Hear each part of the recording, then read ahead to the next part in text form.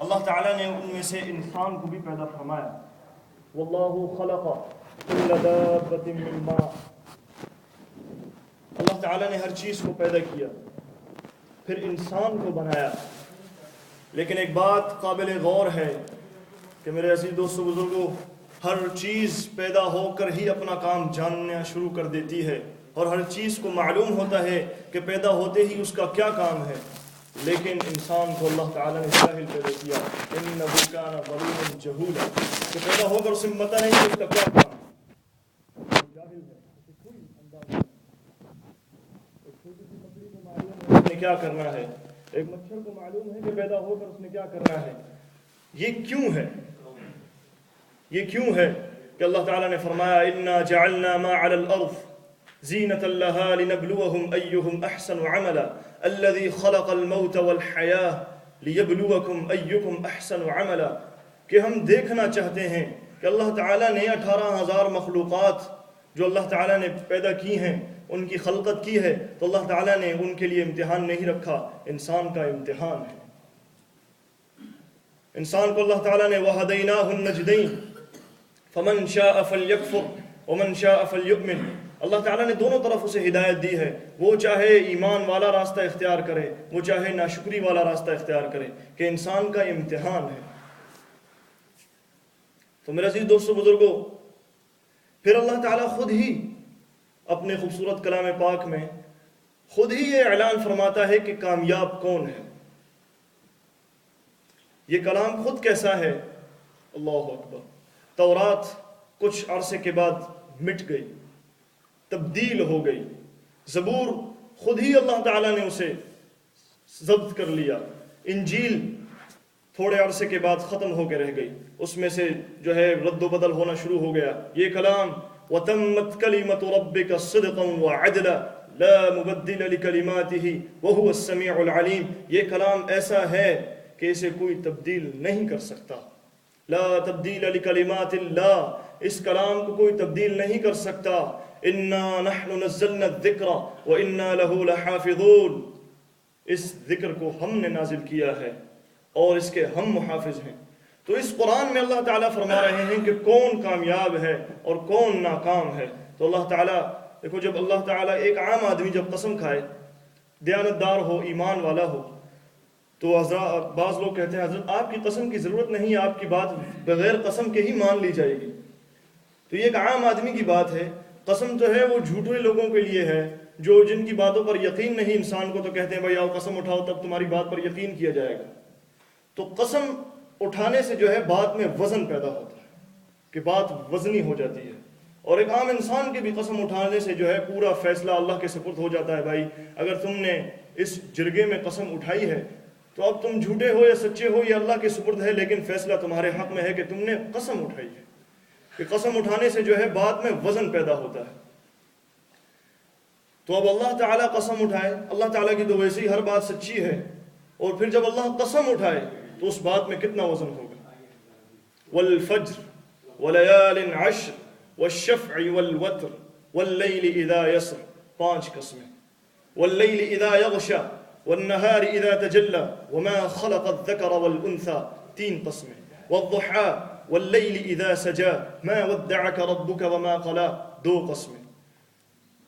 اللہ تعالیٰ نے پورے قرآن میں اس مضمون کے علاوہ کسی مضمون پر زیادہ زور نہیں دیا کہ اللہ نے 11 قسمیں اٹھا کے کہا کہ کون کامیاب ہے، کون ناکام ہے. والشمس وضحاها والقمر اذا تلاها والنهار اذا جلاها والليل اذا يغشاها والسماء وما بناها والارض وما طحاها ونفس وما سواها فألهمها فجورها وتقواها قد أفلح من زكاها.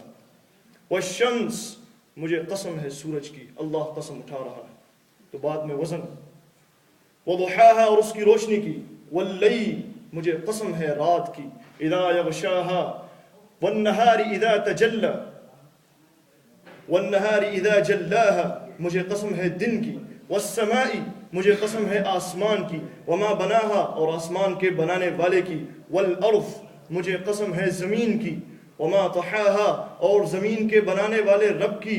ونفس، مجھے قسم ہے تمہاری جانوں کی، وما سواہا، اور تمہارے بنانے والے رب کی، فألہمہا فجورہا وتقواہا قد افلح من زکاہا، کہ کامیاب، اب اتنی زیادہ قسمیں اٹھائی ہیں کہ مجھے قسم ہے اس کی، اس کی، اس کی، اس کی، اس کی، اس کی، مجھے قسم ہے ان چیزوں کی، قد افلح من زکاہا، تیرا رب کہہ رہا ہے کہ کامیاب وہ ہے جس نے اپنا آپ پاک کر لیا، اپنے من کو پاک کر لیا۔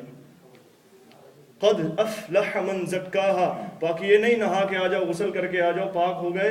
قد افلح من زکاہا، اپنے دلوں سے بخل نکال دیا۔ قد افلح من زکاہا، غیبت نکال دی۔ قد افلح من زکاہا، بغض، کینہ، حسد، دوسروں کے بارے میں غلط سوچنا، بدگمانی اپنے ذہنوں سے، اپنے دل و گمان سے نکال دی، اور ایک اللہ اور اس کے رسول کی مان کر چلنے والا بن گیا۔ قد افلح من زکاہا، یہ ہے کامیاب جس نے اپنے نفس کا تزکیہ کیا۔ وقد خاب من دساہا، ہے وہ شخص جس نے اپنے نفس کو قابو میں نہ کیا، وہ ناکام ہو گیا، وہ ہلاک ہو گیا۔ لیکن اللہ تعالیٰ کو پتہ تھا کہ یہ انسان جو ہے یہ مکمل طریقے سے جو ہے گناہوں سے دور نہیں ہو سکتا۔ وہ تو رب ہے، اس نے بنایا ہے، آزمائش میں ڈالا ہے۔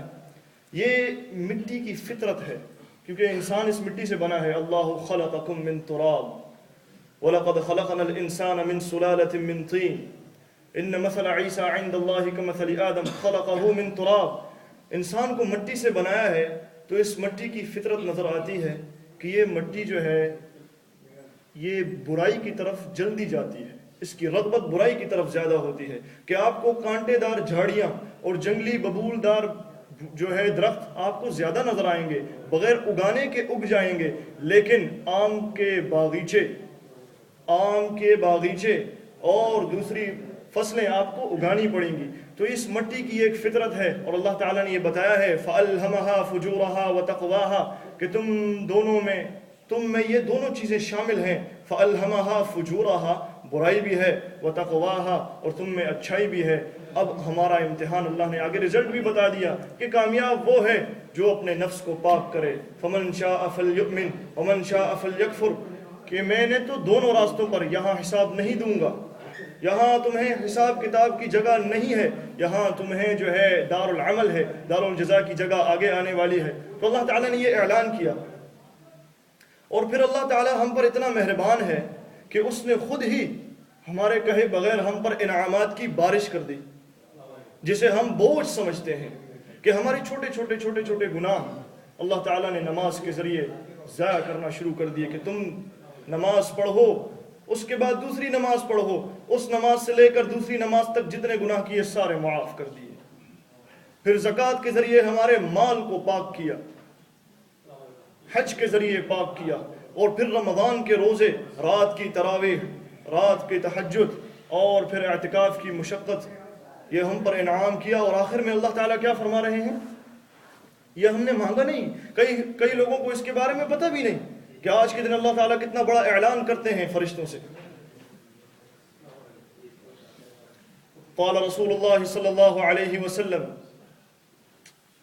اللہ اکبر، فَإِذَا كَانَ يَوْمُ عِيدِهِمْ، کہ جب عید کا دن آتا ہے، یعنی یوم فطرہم، یعنی عید الفطر کا دن، باہا بہم ملائکتہ، اللہ تعالیٰ اپنے مومنوں پر فخر کرتے ہوئے فرشتوں سے فرماتے ہیں، فقال ملائکتی، بس وہ فرماتے ہیں اے میرے ملائکہ، ما جزاء اجیر وفى عملہ، کیا جزا ہے اس مزدور کے لیے جو اپنی مزدوری کو پورا کر دے، کیا جزا ہے اس مزدور کے لیے جو اپنی مزدوری کو پورا کرے۔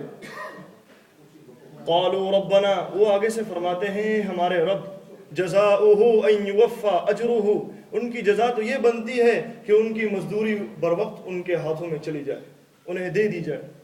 تو اللہ تعالیٰ فرماتے ہیں قال ملائکتی، اے میرے ملائکہ، عبیدی و امائی، میرے بندے میری بندی نے، قضوا فریضتی علیہم، اپنا فرض پورا کیا جو ان پر تھا، ثم خرجوا یعجون الی الدعاء، اب وہ میری طرف دعا کرنے کے لیے نکلے ہیں، وعزتی وجلالی وکرمی وعلوی وارتفاع مکانی، لَأُجِيبَنَّهُمْ، مجھے میری عزت کی قسم، وجلالی میرے جلال کی قسم، وکرمی اور میرے کرم کی قسم، وعلوی اور میرے بلند مرتبے کی قسم، وارتفاع مکانی اور میری عظمت کی قسم، لَأُجِيبَنَّهُمْ میں ضرور بالضرور ہرگز ان کی دعا کو قبول کروں گا۔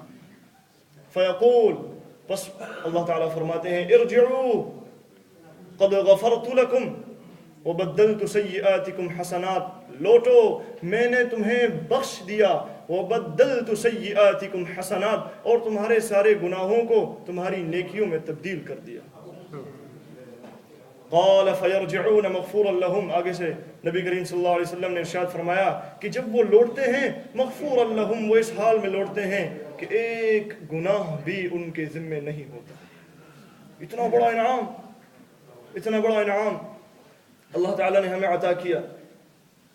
اور پھر آگے یہ ایک مہینہ ہماری تربیت کے لیے ہے کہ انسان پورا سال کس طریقے سے زندگی گزارے، اور پھر آگے جو ہے پورے سال اللہ تعالیٰ کو پتہ ہے کہ انسان پورے سال روزہ نہیں رکھ سکتا، تو اللہ تعالیٰ نے آگے اپنے نبی کریم صلی اللہ علیہ وسلم کو اس بات سے بھی آگاہ کیا۔ قال النبی صلی اللہ علیہ وسلم من صام رمضان ثم اتبعه ستا من شوال كان كصيام الدهر، کہ جس نے رمضان کے پورے روزے رکھے اور پھر شوال کے آج کے دن کے بعد کے جو 6 دن ہیں، رمضان کے روزوں کے ساتھ عید کے دن کے علاوہ 6 روزوں کو ملایا، گویا اس نے پورے سال روزے رکھے۔ اتنا بڑا انعام اللہ تعالیٰ کی طرف سے۔ تو میرے عزیز دوست بزرگوں، یہ ہمارا امتحان ہے کہ اللہ تعالیٰ نے ہمیں اس دنیا میں بھیجا ہے تو کسی مقصد کے لیے کہ اپنے نفس کو پاک کر کے اللہ تعالیٰ کی طرف رجوع کرنے والے بن جائیں۔ اور اللہ تعالیٰ نے فَأَلْهَمَهَا فُجُورَهَا وَتَقْوَاهَا، اللہ کو پتہ ہے کہ اس میں دونوں مادے موجود ہیں، برائی کا بھی اچھائی کا بھی، کبھی جھوٹ بولے گا کبھی سچ بولے گا، کبھی غیبت کرے گا کبھی کسی کے بارے میں اچھی بات کرے گا، کبھی کسی کی چغلی لگائے گا، کبھی کسی کے حق میں بولے گا، کبھی کسی کے ساتھ تعاون کرے گا، کبھی کسی کی ٹانگ کھینچ کے آگے نکلنے کی کوشش کرے گا۔ تو اللہ تعالیٰ نے فرمایا کہ میرے نزدیک گناہگار وہ نہیں ہے، میرے نزدیک گناہگار وہ نہیں ہے جو گناہ کرے اور توبہ کرے، میرے نزدیک گناہگار وہ ہے جو گناہ کر کے اس پر اصرار کرے۔ نبی کریم صلی اللہ علیہ وسلم کا ارشاد ہے کہ جو شخص دن میں ایک ہی گناہ یعنی جھوٹ بول دیا، ایک ہی گناہ کو 70 مرتبہ کرے اور پھر ہر بار ندامت کے ساتھ اللہ کی بارگاہ میں توبہ کرے، تو وہ اللہ کے نزدیک گناہگار نہیں شمار ہوتا، وہ گناہ کرنے والا نہیں شمار ہوتا۔